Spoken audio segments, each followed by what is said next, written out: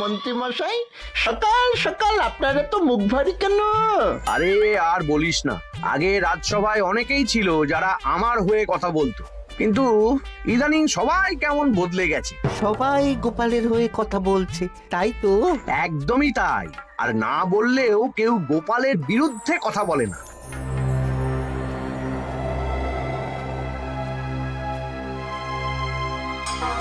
কি মন্ত্রী মশাই, আজকাল তো আমার কথা আর মনেই পড়ে না, ভুলে গেছেন নাকি?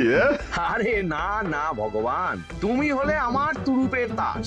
ঠিক সময়ে ঠিক সুযোগ এলে তোমাকেই ডাকবো। একটু দেখবেন।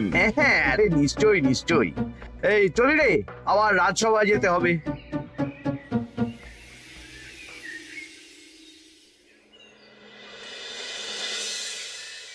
আচ্ছা, তোমরা বলো তো, আমাদের রাজ্যের সার্বিক উন্নতির জন্য সবার আগে কি দরকার? মহারাজ, আমি বলবো। বলো গোপাল। সততা আর শিক্ষা, এই দুটো জিনিস মানুষের মধ্যে থাকলে রাজ্যের উন্নতি কেউ আটকাতে পারবে না মহারাজ। একদম ঠিক বলেছ পণ্ডিত, তুমি তো শিক্ষার কাণ্ডারি। তুমি কি বলতে চাও এই ব্যাপারে? মানে কিভাবে শিক্ষার আরো উন্নতি করা যায়? মহারাজ, আমি তো মনে করি পুঁথিগত শিক্ষাই শুধু শিক্ষা নয়, মানুষের ভেতরে যে পূর্ণতা আছে সেটাকে ফুটিয়ে তোলার নামই হলো শিক্ষা। যেমন? কেউ যদি খেলতে ভালোবাসে সে খেলোয়াড় হবে, গান করতে ভালোবাসলে সে গায়ক বা গায়িকা হবে। আমি প্রত্যেকের মধ্যে লুকিয়ে থাকা এই বিশেষ বিষয়গুলোকে তুলে ধরার জন্য কিছু করতে চাই। তা এটা করার জন্য কি দরকার? প্রথমত অর্থের প্রয়োজন। আমাদের আরো অনেক টুল খুলতে হবে, সেখানে এক একটা জায়গায় এক এক রকমের শিক্ষা প্রদান করা হবে। এটা ভালো প্রস্তাব। আমাদের রাজ্যে গায়ক, নৃত্যশিল্পী, অঙ্কন শিল্পী, খেলোয়াড় সব তৈরি হবে। দেশ বিদেশে রাজ্যের নাম উজ্জ্বল হবে। মহারাজ, একদম এসব উল্টো পাল্টা খরচ করবেন না। কেন কেন? মহারাজ, রাজকোষে প্রথমত বেশি অর্থ নেই, যে কোনো সময় যুদ্ধ লাগতে পারে। তাই আমাদের উচিত প্রথমে এসব না করে কামান, গোলা বারুদ, ঢাল, তরোয়াল এসব কেনা। ঠিকই বলেছ। কদিন ধরেই শুনছিলাম সীমান্তবর্তী এলাকায় ইংরেজ সেনারা নাকি ঘুরঘুর করছিল। পণ্ডিত মশাই, আপনার এই সব পাণ্ডিত্য অন্য জায়গায় ফলাবেন কেমন? এসব করে লাভের লাভ কিচ্ছু নেই। কাউকে যদি ইংরেজরা গুলি করে সে কি গান শোনাবে? হ্যাঁ, মন্ত্রীর কথায় যুক্তি আছে। মহারাজ, আপনি বরং পণ্ডিত মশাইকে কিছুদিনের জন্য ছুটি দিয়ে দিন। পণ্ডিত মশাইয়ের মাথার একটু বিশ্রাম দরকার। হ্যাঁ পণ্ডিত, তুমি বরং দিন 15 জন্য তীর্থে ঘুরে এসো। যথা আজ্ঞা মহারাজ।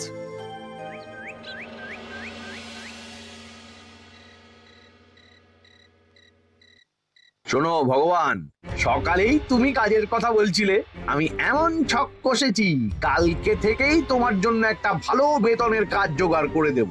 শুধু যা বেতন পাবে তার অর্ধেক আমাকে দিতে হবে, কেমন? রাজি রাজি। কি কাজ বলুন? শোনো, বাহ বাহ, দারুণ দারুণ, হয়ে যাবে কাজ।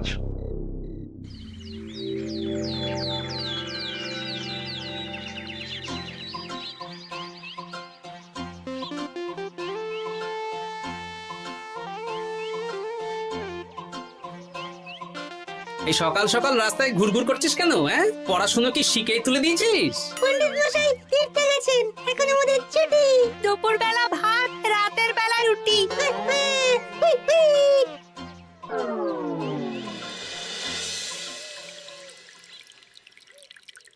মহারাজ, গতকাল পণ্ডিতকে ছুটি দিলেন আর আজ পাঠশালার সব ছাত্রছাত্রী সকাল থেকে ঘুরঘুর করছে।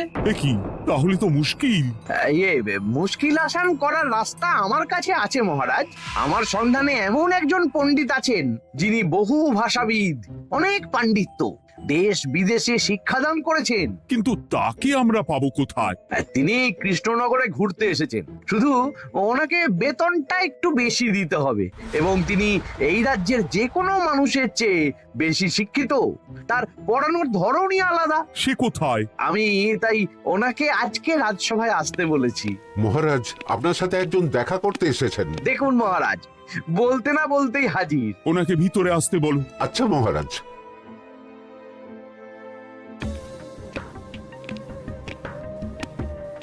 প্রণাম কৃষ্ণচন্দ্র, আমাকে আপনার মন্ত্রী ডেকেছেন, তাই এলাম। মন্ত্রীর সাথে কথা হয়েছে আমাদের রাজ্যের শিক্ষার উন্নতির ব্যাপারে। আমাদের মানে আপনি কি এই রাজ্যের?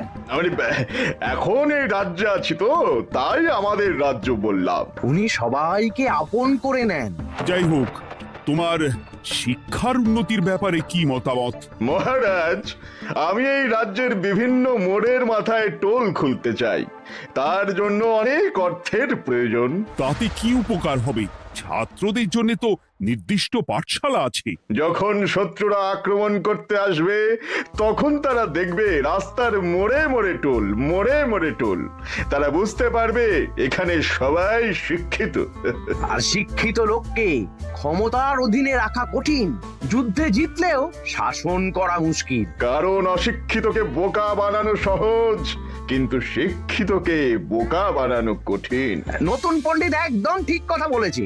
কোনো বাইরের রাজা বা শত্রু আক্রমণ করার আগে 5 বার ভাববে। এই সেরেছে। গতকালই মন্ত্রী বলছিল শিক্ষার দরকার নেই, অস্ত্র কিনুন, আর আজকেই শিক্ষার পক্ষে কথা বলছে। ব্যাপারটা কেমন সন্দেহজনক, নজর রাখতে হচ্ছে। বেশ, আমি তোমার এই শিক্ষা সম্প্রসারণের প্রস্তাবে রাজি। মন্ত্রী, তুমি এই প্রকল্প দেখভাল করবে। আচ্ছা, কত খরচ হতে পারে একটা হিসেব করে আমাকে জানিও, আমি দিয়ে দেব। আচ্ছা মহারাজ, আপাতত 500 মোহর দিয়ে রাখুন, পরে যা লাগবে বলে দেব। উফ, সকালে এক পত্তন বাজার, বিকেলে এক পত্তন বাজার, আর পারি না। আরে হাত চালাও, হাত চালাও। বাবা, কাজ শুরু হয়ে গেল। হ্যাঁ, আর ছাত্রদের পাঠশালার কাছে যেতে হবে না। পাঠশালা ছাত্রদের বাড়ির কাছে চলে আসছে। যেখানে সেখানে পাঠশালা। এ তো যেখানে সেখানে শিক্ষা। ঠিক বলেছো। আজ থেকে আমি আর নতুন পণ্ডিত চালু করছি। ধরো শিক্ষা, মারো পেরে। শিক্ষাকে ছাত্রছাত্রীদের মধ্যে গেঁথে দিতে হবে। এতদিন জানতাম ধরতক্তা মার পেরে, এখন বদলে যাবে। কিন্তু একটা পণ্ডিত এতগুলো পাঠশালা একা সামলাবে কি করে? খেপে খেপে। মানে সকাল 6টা থেকে 7টা একটা জায়গায়, পরে 7:30 থেকে 8:30 আরেকটা। এইভাবে বিভিন্ন জায়গায় পণ্ডিত ঘুরে ঘুরে শিক্ষাদান করবেন। না, ব্যাপারটার উপরে মহারাজকে নজর রাখতে বলতে হবে। মহারাজ, আমার মনে হয় এই পাঠশালায় আগামীকাল থেকে কেমন পড়াশোনা শুরু হবে, আপনার সেদিকে একটু নজর রাখা উচিত। হ্যাঁ, দেখি আগামীকাল সকাল সকাল বিভিন্ন পাঠশালায় গিয়ে নজর রাখবো। আর হ্যাঁ, আমাকে নতুন পণ্ডিত একটা তালিকা দিয়েছে, কোন পাঠশালায় কখন পড়াবে সেটার তালিকা। আমিও যাব আপনার সাথে।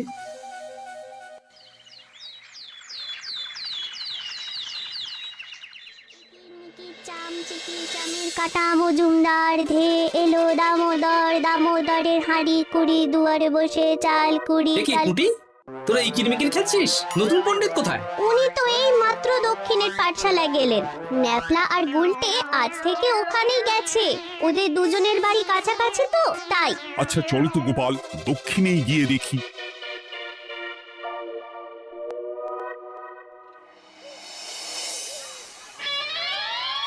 কি এখানেও তো নতুন পণ্ডিত নেই।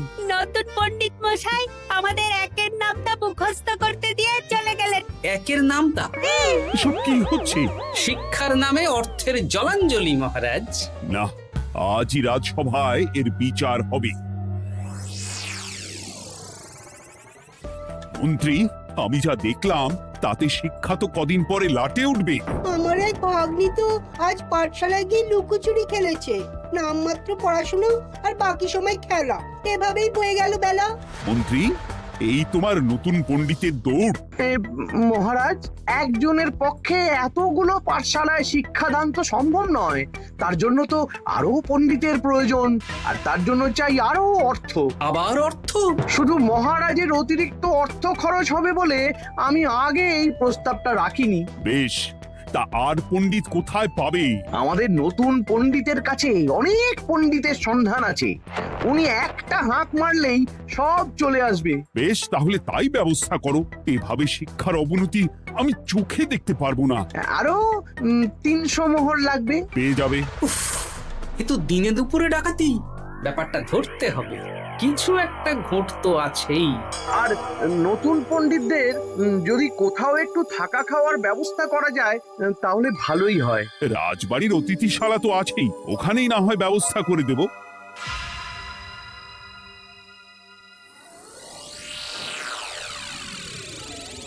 শোন বটা ঘটা আর কেলে পচা, তোদের এইবার এই ভগবানের মতন শিক্ষাদান করতে হবে। আরে আমি তো শিক্ষা বানানি জানি না। সে না জানলেও হবে, শুধু দাড়ি গোফ লাগিয়ে নকল পণ্ডিত সেজে কালকে থেকে পাঠশালায় যেতে হবে। কাকে কোথায় যেতে হবে সব আমি বুঝিয়ে দেব। আচ্ছা,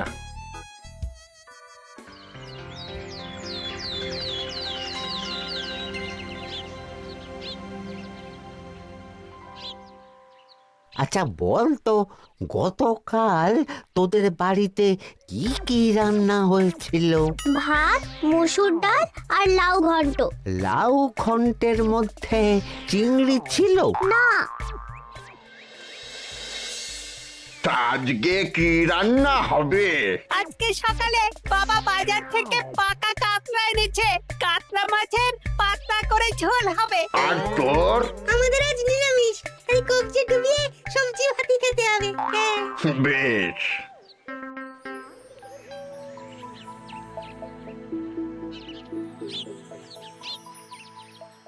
বল, আজকে তোরা কি কি শিখলি? আমি লাউ ঘন্ট। আমি সবজি ভাত। আমি কাতলা মাছ। কি বলছিস কি? আজকে তো পাঠশালায় এই সব আলোচনাই হয়েছে। এবারে ব্যাপারটা একেবারে সহ্য সীমার বাইরে চলে যাচ্ছে। দাদু, আমাদের আগের পণ্ডিত মশাই ভালো ছিলেন। উনি কোথায় চলে গেলেন? মন্ত্রী মশাই ছলে বলে কৌশলে ওনাকে তীর্থে পাঠিয়েছেন। না, এখন আমাকে মন্ত্রী মশাইয়ের উপরে নজর রাখতে হবে।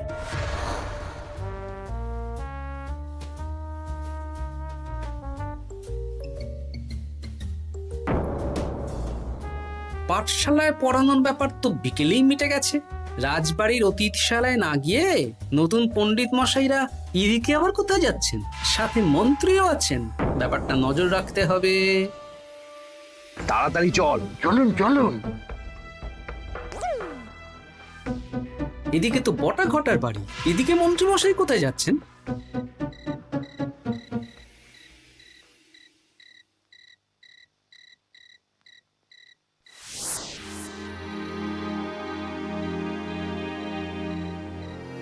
তারপর তোমরা সবাইকে কি শিক্ষা দিলে?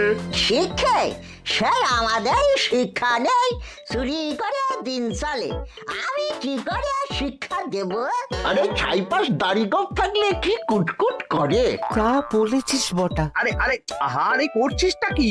ভালো রোজগার পাতি কি তোদের সহ্য হচ্ছে না নাকি? ভগবানকে দেখ, সেই কবে থেকে দাড়ি গোঁফ লাগিয়ে পণ্ডিত মশাই সেজে আছেন।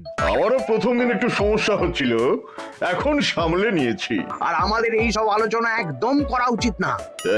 বলছি মন্ত্রীমশাই, আমি কি শুধু এই পাঠশালাতেই পণ্ডিতের অভিনয় করব, নাকি রাজসভায় বসার সুযোগও পাবো? কালকেই এই ব্যাপারটা দেখছি।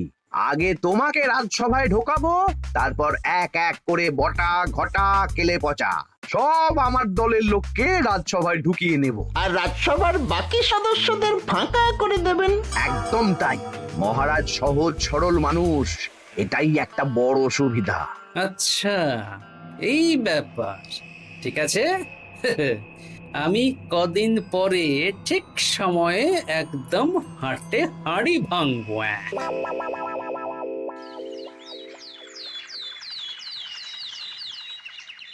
তাহলে মন্ত্রী, আর কোনো সমস্যা নেই তো? না না মহারাজ, এখন আর কোনো সমস্যা নেই। দেখবেন এই ধরশিক্ষা মারপেরেক প্রকল্পের নাম চারিদিকে ছড়িয়ে পড়বে। আমার তো মনে হয় একটু পাঠশালাতে বিজ্ঞান নিয়েও আলোচনা করা উচিত। হবে হবে, সব হবে। এখনো সব বাচ্চারা অজ্ঞান হয়ে আছে। আগে শিক্ষায় জ্ঞান ফিরুক, তারপরে না হয় বিজ্ঞান নিয়ে আলোচনা করবে। বিজ্ঞানী তো প্রস্তাবটা খারাপ রাখেনি। তুমি কি বেশি বোঝো? তাহলে তুমিই তো বিজ্ঞান শেখাতে পারো। আমি কবিরাজি শিক্ষা দান করতে পারবো। তোমার কবিরাজি শিখতে কেউ রাজি নয়, চুপ থাকো। আহ, দেখাই যাক না বাচ্চারা কেমন শিক্ষা লাভ করে। মহারাজ, বলছি কি, আমাদের পণ্ডিতের আসনটা তো ফাঁকাই পড়ে আছে। এখন যখন নতুন পণ্ডিত এসেই গেছেন, তাহলে ওই জায়গায় ওই তো বসতে পারে। কিন্তু পণ্ডিত তো তীর্থে গেছে, অবশ্য কদিন পরেই ফিরে আসবে। ও আসুক, তারপর না হয় আলোচনা করে একটা সিদ্ধান্ত নেব। পণ্ডিত মশাই না হয় এসে পুজো পাঠটাই করুক, কিন্তু রাজসভা এরকম ফাঁকা থাকলে কেমন একটা লাগে। বেশ, তাহলে তাই হোক। কালকে থেকে নতুন পণ্ডিত আমাদের পুরনো পণ্ডিতের জায়গায় বসবে।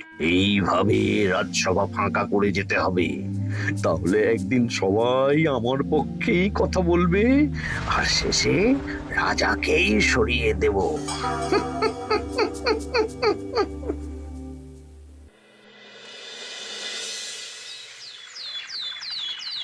মহারাজ, সর্বনাশ হচ্ছে চারিদিকে। চলুন চলুন, আমি পুরো বিষয়টা ধরে ফেলেছি। কি ধরে ফেলেছো? শিক্ষার নামে ষড়যন্ত্র চলছে মহারাজ। রাজসভায় চলুন, সব বলছি। আচ্ছা আচ্ছা, আসছি।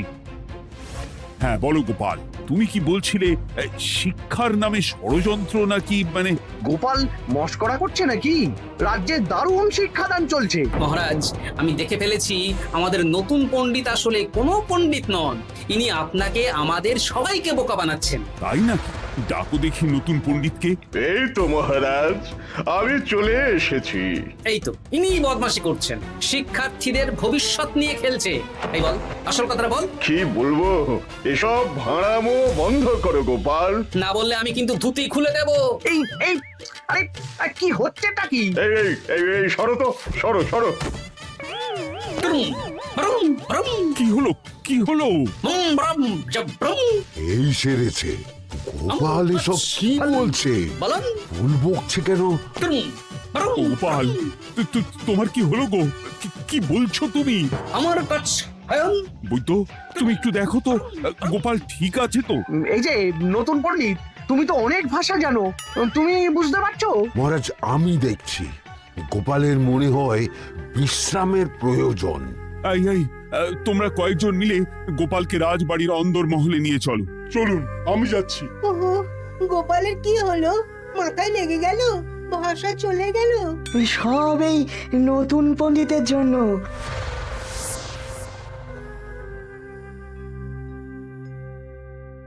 আম ভাল খাচ কাচ হায়ন, আম মাস্টার কাচ।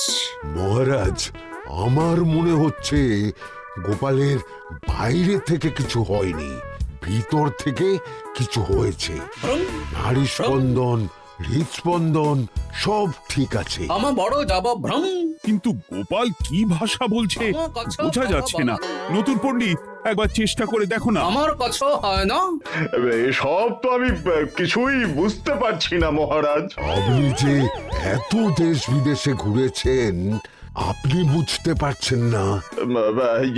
এ আমার এখতিয়ারের বাইরে। তোমার বাকি পণ্ডিতদের নিয়ে আসো তো, যারা পাঠশালায় পড়ায়। আমি বুঝতে পারছি না, বটা ঘটা কেলে পচা কি বুঝবে? আমার বড় যাব ভ্রম। চপ করো ঘট, নল খাব মরব। কিছুই তো বুঝতে পারছি না। রাজসভায় কাউকে না দেখতে পেয়ে এখানে এলাম। ওই তো আমাদের পুরনো পণ্ডিত চলে এসেছে। শুনলাম গোপালের নাকি কি হয়েছে। এই পণ্ডিত, তুমি দেখো তো গোপালের নতুন ভাষা উদ্ধার করতে পারো কিনা। কি গোপাল, তুমি কি ভাষায় কথা বলছো? আমার মতর ভাষ কত বলো। ওই দেখো, আবার কি সব বলছে। আমো বছর তো পড়ছো, সবার সাথে মস্করা করছো। তম ঠক ধরছ। হ্যাঁ, এই পণ্ডিত, এটা কি ভাষা? ঘাবড়াবেন না মহারাজ, এটা পাতি বাংলা ভাষা। বাংলা ভাষা? গোপাল শুধু আকার ইকার উকার আর বেশিরভাগ স্বরবর্ণ বাদ দিয়ে কথা বলছে। মানে গোপাল তম কছ কছ বলো। আমার নাম গোপাল ভর। মহারাজ, গোপাল বলল আমার নাম গোপাল ভর। আমার অত বকন মহারাজ। এর মধ্যে আকার ইকার উকার এসব বসিয়ে দেখুন তো কি হয়। আমার নাম গোপাল ভাঁড়। আমার নাম গোপাল ভাঁড়।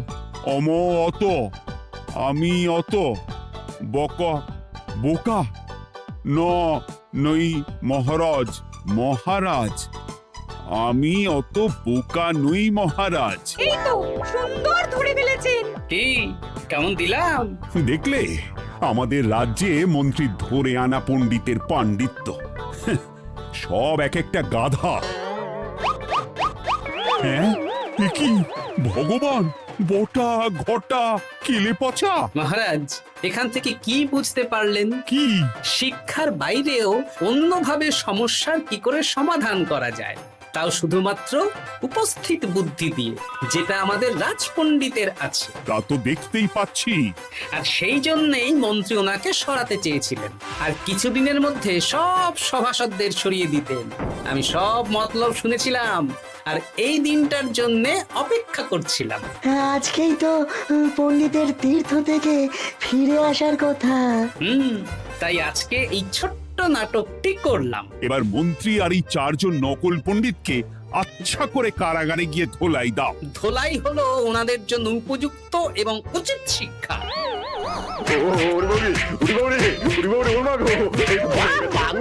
বাবা গো, ভুল হয়ে গেছে গো। আরে